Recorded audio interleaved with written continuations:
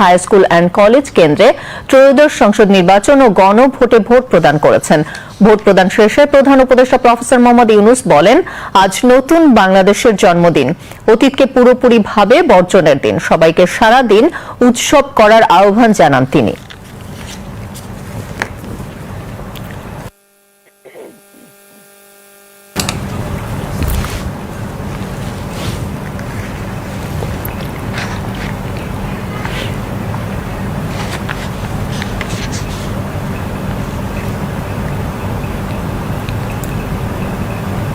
আজকে মহা আনন্দের দিন।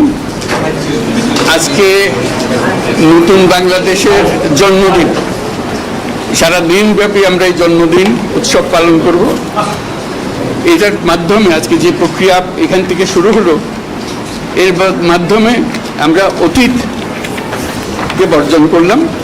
যেসব দুঃস্বপ্নময় অতীত ছিল সেই অংশ আমরা সম্পূর্ণরূপে বর্জন করলাম।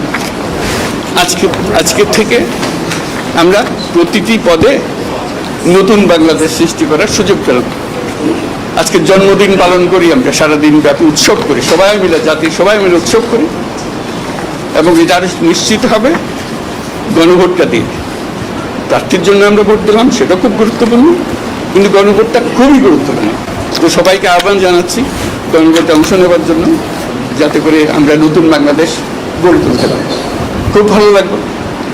এটা আমার জীবনের মহা আনন্দের দিন এবং বাংলাদেশের সবার মনে এটা মহা আনন্দের দিন, মুক্তির দিন, আমাদের দুঃস্বপ্নের অবসান, নতুন স্বপ্নের শুরু।